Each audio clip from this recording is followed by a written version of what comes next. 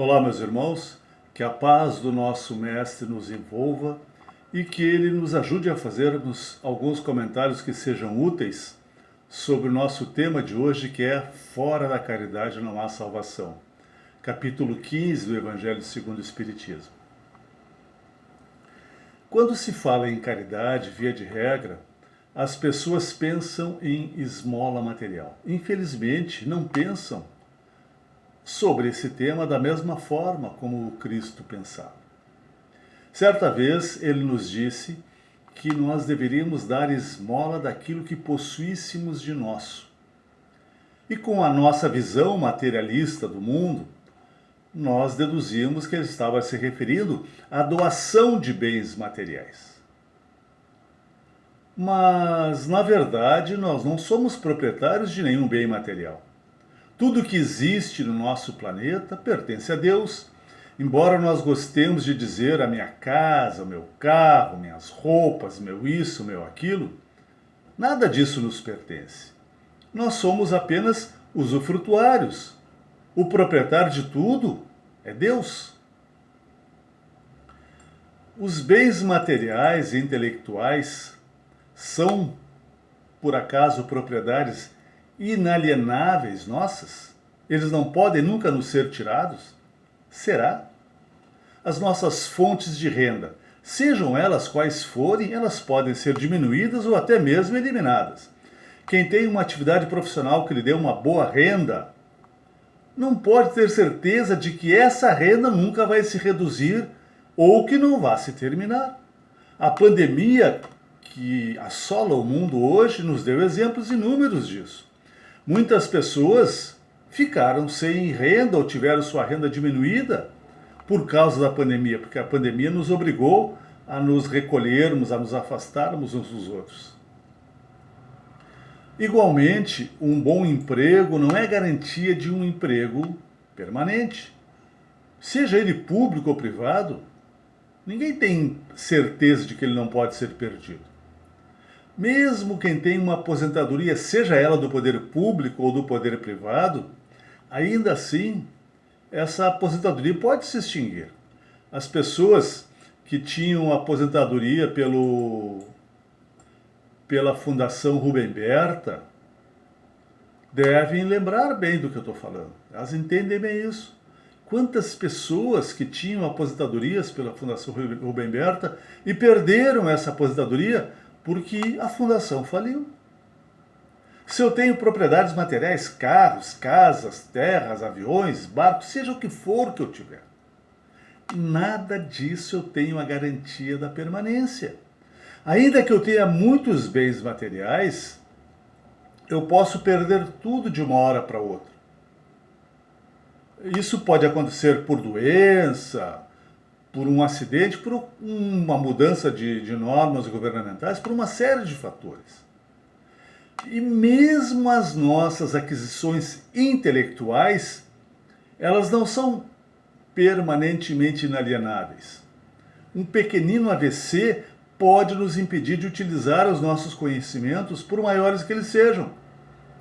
Além disso, um espírito que tem uma grande gama de conhecimentos, um grande nível intelectual, ele pode, seja isso no ramo da cultura, da ciência, ele pode, numa encarnação seguinte, perder o acesso a isso, ter esses conhecimentos, essa inteligência limitados, ou porque ele utilizou mal em encarnações anteriores, ou porque ele precisa aprender outras coisas. Então, para entendermos a recomendação do Cristo, precisamos descobrir o que realmente nos pertence. E o que nós temos realmente de nosso? Apenas os nossos sentimentos, as nossas qualidades, os nossos defeitos. São as únicas coisas realmente nossas, as únicas que nós não vamos perder. Aliás, em relação aos defeitos, sim, à medida que vamos adquirindo qualidades, vamos eliminando os nossos defeitos. Mas as qualidades morais do espírito, ele não as perde. Sempre que ele atinge um patamar de evolução, ele não regride mais. E é daí que devemos dar aos nossos semelhantes. Ou seja, a esmola recomendada por Jesus são as nossas boas ações, paciência, tolerância, compreensão, auxílio, perdão, etc. A este respeito, no livro Fonte Viva, Emmanuel, falando sobre esse assunto, nos diz assim, lá no capítulo 60 do livro Fonte Viva: dai esmola da vossa vida íntima, ajudai por vós mesmos, espalhai alegria e bom ânimo, espalhai oportunidades de crescimento e elevação com os vossos semelhantes. Sede irmãos dedicados ao próximo, porque, na verdade, o amor que se irradia em bênçãos de felicidade e trabalho, amor e confiança, é sempre a maior dádiva de todas. Para clarear mais ainda a questão da caridade, para que a gente não ficasse com dúvida, o Cristo nos deu a parábola do juízo final. Lembram? Quando o Filho do Homem vier na glória dos seus anjos, vai separar os bons e os maus, como o pastor separa os bodes das ovelhas, e vai dizer para aqueles que estão à sua direita: vinde a mim, benditos do meu Pai, porque eu tive fome e me deste comer, eu tive sede e me deste beber. Eu estava nu e me vestisse, eu era estrangeiro e me recebeste, eu estava preso e me fostes ver, eu estava doente e me foste visitar. E eles dirão: mas Senhor, quando foi que nós te vimos nessas situações e te assistimos? E o Senhor dirá: toda vez que fizerdes isso, um desses mais pequeninos, foi a mim que o fizeste. E dirá àqueles que estão à sua esquerda: afastai-vos de mim, porque eu tive fome, não me deste comer, eu tive sede, não me deste beber, eu estava nu, não me vestiste, eu era estrangeiro, não me recebeste, eu estava preso, não me fostes ver, eu estava doente, não me foste visitar. E eles dirão: mas Senhor, quando foi que nós te vimos em todas essas situações e não te assistimos? E o Senhor dirá: toda vez que deixaste de fazer isso a um desses mais pequeninos, foi a mim que deixaste de fazer. Observemos que nessa parábola Jesus coloca no mesmo patamar a caridade moral, né, com visita a doente, visita a encarcerados, né, quanto a caridade material, alimentação, vestuário, moradia. Não há como dizer que uma faceta da caridade é mais importante que a outra. Para quem está precisando de ajuda material, a caridade material é mais importante. Para quem está precisando de compreensão, tolerância, perdão, a caridade moral é a mais importante. O que não deixa dúvida é que a caridade deve ser praticada em todas as suas facetas, em todas as suas formas, ou seja, devemos fazer ao nosso irmão tudo aquilo que ele precise e que nós podemos fazer por ele. E o que há de diferente entre uma forma e outra da caridade é que a caridade material é muito mais fácil de ser praticada. Porque é muito mais fácil eu dar alguma coisa para alguém ou eu prestar um serviço para alguém do que eu tolerar, compreender, perdoar o meu semelhante. Mas, a esse respeito, o Livro dos Espíritos nos diz lá na questão 886, quando Kardec pergunta qual o verdadeiro sentido da palavra caridade, como é que Jesus a compreendia, qual foi a resposta deles? É o nosso famoso BIP, né? Benevolência para com todos, indulgência com as imperfeições alheias e perdão das ofensas. E Kardec colocou uma nota, depois dessa resposta, em que ele diz assim: o amor e a caridade são os complementos da lei de justiça, pois amar o próximo é fazer-lhe todo o bem que nos seja possível e que gostaríamos que nos fosse feito. Tal o sentido dessas palavras de Jesus: amai-vos uns aos outros como irmãos.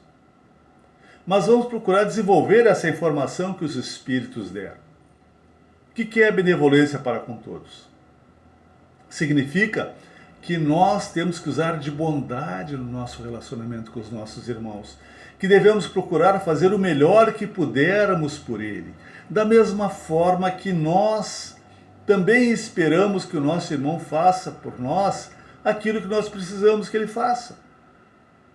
Quando precisamos da ajuda de alguém, nós ficamos felizes quando alguém nos dá essa ajuda. O que é indulgência com as imperfeições alheias? Significa que precisamos ser o mais tolerantes possível com os defeitos dos nossos irmãos, da mesma forma que nós precisamos que eles sejam tolerantes com os nossos defeitos. Como é que eu posso esperar compreensão e tolerância dos meus semelhantes para com os meus defeitos, se eu sou exigente, se eu sou duro para com os defeitos dos outros? Da mesma forma, perdão das ofensas. Quando cometemos algum erro, nós esperamos que os nossos irmãos perdoem, desculpem a nossa ação errada, a nossa ação equivocada. Da mesma forma, os nossos irmãos precisam que nós os perdoemos quando eles cometerem os seus deslizes. E todos nós os cometemos, porque nós, encarnados no planeta Terra, somos espíritos ainda muito imperfeitos, muito submissos aos nossos defeitos morais. Lá no capítulo 13 do Evangelho segundo o Espiritismo, no item 12, São Vicente de Paulo nos diz assim: sede bons e caridosos, essa é a chave dos céus. Chave que está em vossas mãos. Toda a eterna felicidade se resume nesse preceito: amai-vos uns aos outros. Não pode a alma elevar-se às altas regiões espirituais senão pelo devotamento ao próximo. Somente nos arroubos da caridade, diz Vicente de Paulo, a alma encontra ventura e consolação. Vejam, ele não coloca a caridade, Vicente de Paulo, como um dos requisitos. Não. Ele diz que sem caridade não tem jeito. Não vamos nos elevar.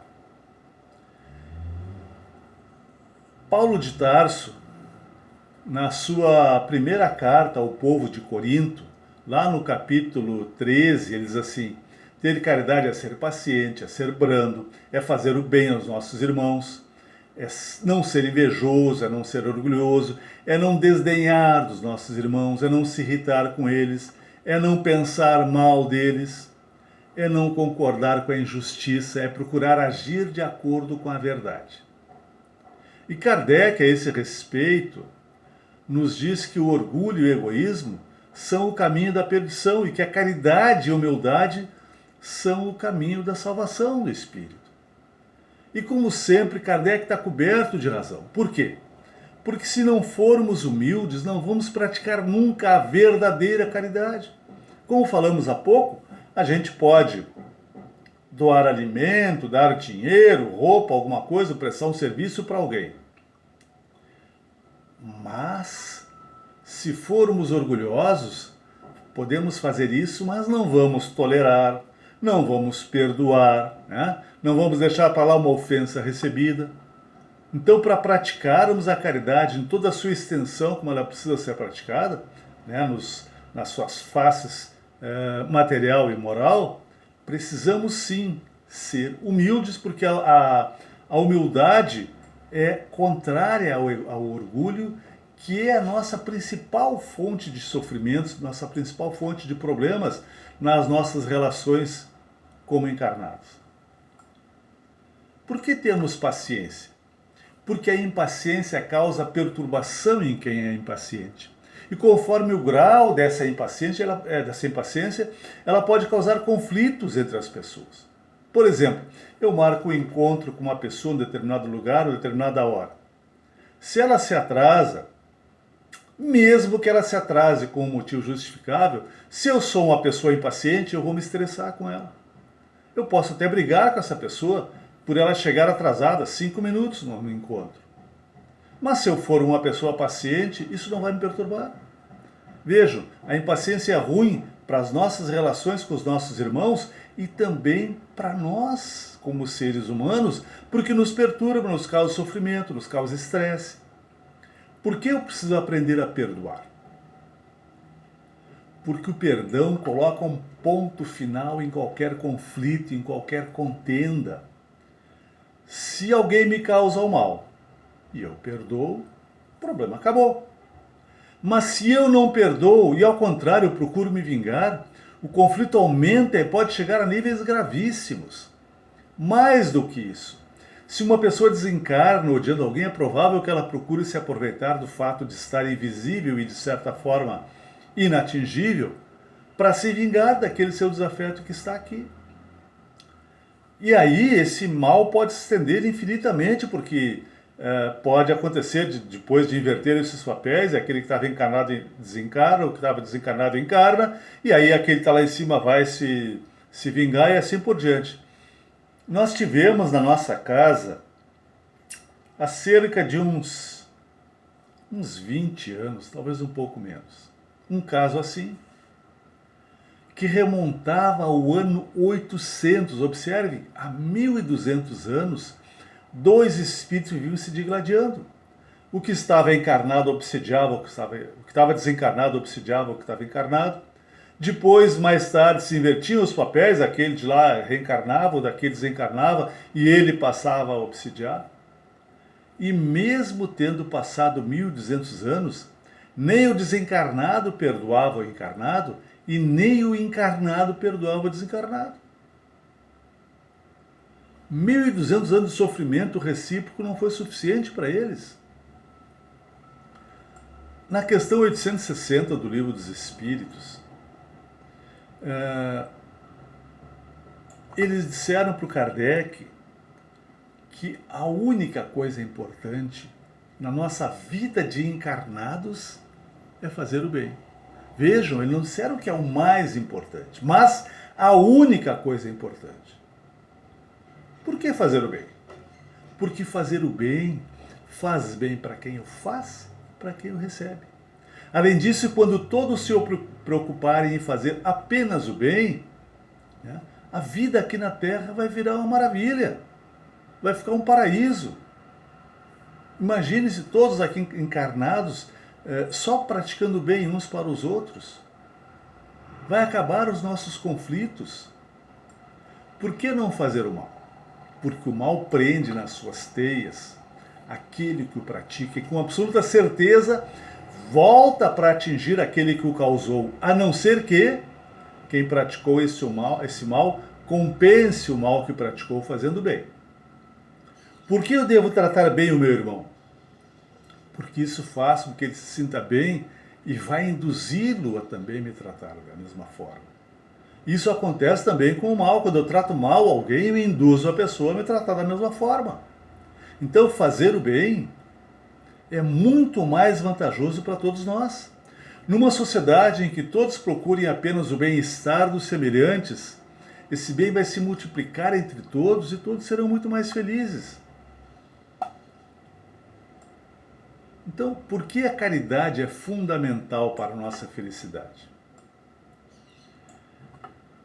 Todas as nossas ações têm uma resposta análoga ao que fizemos. Se eu faço mal, esse mal volta para mim. Se eu faço bem, esse bem volta para mim. Todos nós encarnados aqui na Terra, sem exceção nenhuma, somos espíritos muito comprometidos com as leis de Deus. Já cometemos tantos erros, mas tantos, que só não sofremos mais porque Deus não é um juiz inflexível, mas um Pai misericordioso e de amor. E Ele não quer que nós enfrentemos de uma só vez todas as consequências dos males que já praticamos. O próprio Cristo nos disse: aquele que comete pecado se torna servo do pecado. Lembram? Está lá no capítulo 8, versículo 32 do Evangelho de João. E o que significa isso? Quando eu faço o mal, como eu disse há pouco, eu fico propenso a sofrer as consequências desse mal. Se eu não fizer o bem para compensar, eu vou sofrer as consequências dele. Mas é mais do que isso. Se eu repito a prática do mal, isso aos poucos vai se tornando um reflexo condicionado de natureza inferior, e aos poucos isso vai virando um hábito, uma forma de agir, da qual eu tenho dificuldade de me libertar. Eu sempre costumo lembrar isso com os cleptomaníacos. O que é o cleptomaníaco? É alguém viciado em furto, em roubo, e que hoje não precisa mais furtar nem roubar, mas ele tem essa tendência, essa compulsão que ele não consegue evitar. E isso acontece conosco quando praticamos o mal. Mas também, aprendendo com Jesus, Pedro nos disse, está lá na primeira carta que ele escreveu, no capítulo 4, versículo 8. O amor cobre a multidão dos pecados. O que significa isso? Eu não preciso sofrer pelos males que eu já pratiquei. Eu posso fazer o bem para compensar esses males que eu pratiquei. Então precisamos praticar boas ações para assim compensarmos as ações erradas que já praticamos, né? E talvez aquelas que futuramente pratiquemos ainda, para que recebamos as consequências boas dessas boas ações. E o que é a caridade? Caridade é o amor em ação. Eu sempre costumo dizer que se eu amo alguém e esse amor não faz com que eu haja em benefício dessa pessoa que eu amo, para que serve o meu amor? Eu amo uma pessoa e ela está passando fome e eu estou aqui me alimentando, né, comendo meu prato de comida, dizendo, coitadinho, tanto que eu te amo, mas está passando fome. Por que eu não dou uma parte da minha comida para ele? Sentir piedade e não fazer o que eu posso fazer em benefício daquele que eu amo?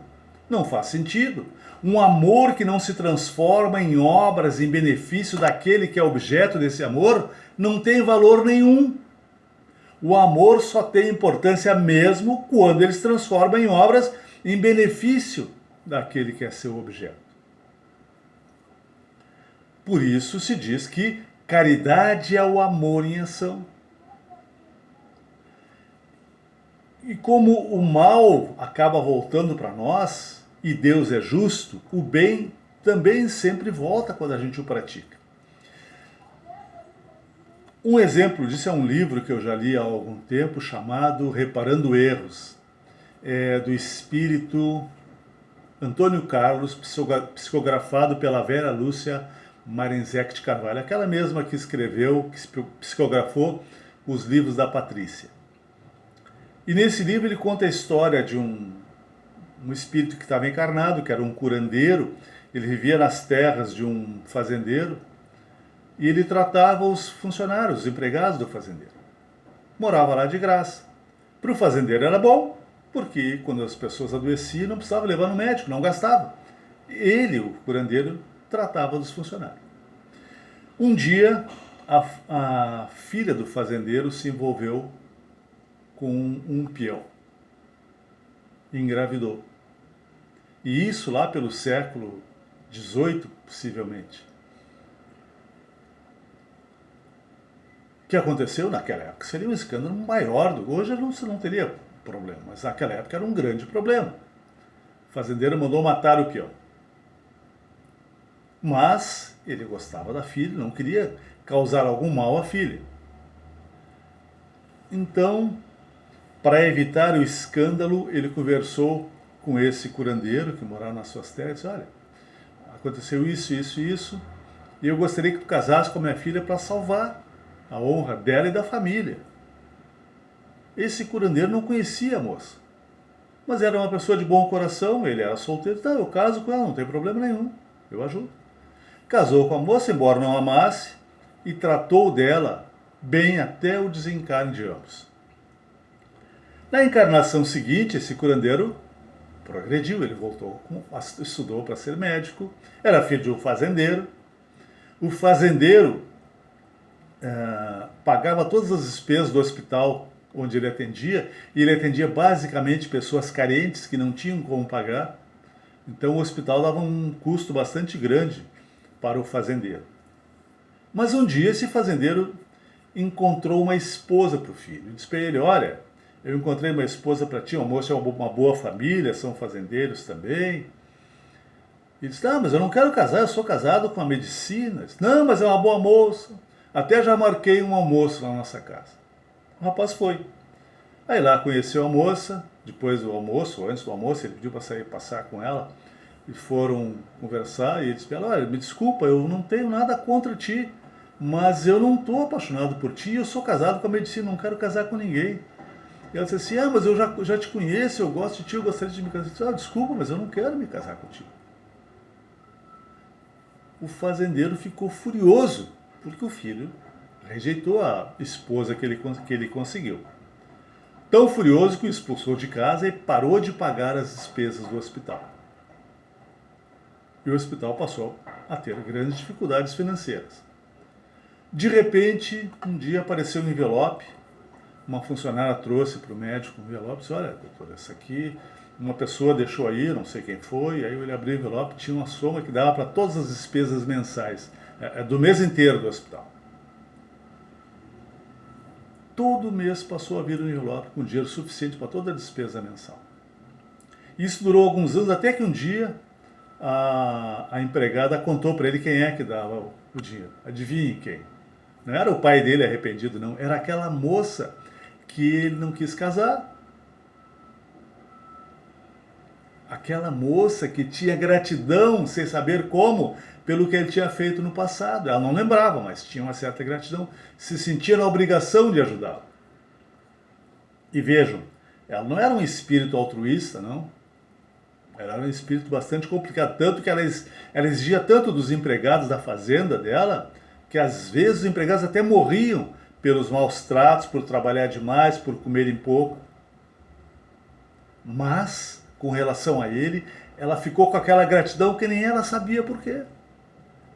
O amor, quando posto em ação, jamais ele se perde. E sempre vem uma consequência boa do que se faz por amor. Lá no livro Remuneração Espiritual, no livro Perante Jesus, sob o título de Remuneração Espiritual no capítulo 4, Emmanuel diz assim, além do trabalho, do salário que a gente recebe pelo trabalho remunerado que a gente tem uma série de benefícios também, né? Aprendemos a valorizar o tempo, desenvolvemos a inteligência, a criatividade, aprendemos a nos relacionar com as pessoas, etc. e tal. Mas ele diz assim, no entanto, quando o trabalho se transforma no prazer de servir, surge o ponto mais importante da remuneração espiritual. Toda vez que a justiça divina nos procura no endereço exato para a execução das sentenças que lavramos contra nós mesmos, com os erros do passado, quando a justiça divina nos procura para acerto de contas e nos encontra servindo, a sentença fica suspensa por tempo indeterminado. E quando ocorre um dia, o momento de acertar mesmo as contas, com esse mecanismo da justiça divina, se nós já cumprimos em serviço ao próximo o que deveríamos cumprir com sofrimentos, a justiça divina diz que a pena está extinta. Observemos então, para todos nós aqui no nosso mundo, a melhor coisa é praticarmos a caridade. Por isso é que o lema do Espiritismo é fora da caridade não há salvação. Quando aprendermos, quando tivermos o prazer de servir, de fazermos o bem ao nosso irmão, entraremos num caminho que nos levará diretamente à felicidade e jamais iremos querer sair deles. Muito obrigado, que o nosso Mestre nos auxilie a compreendermos cada vez melhor os seus ensinos, que são uma síntese das leis do Pai.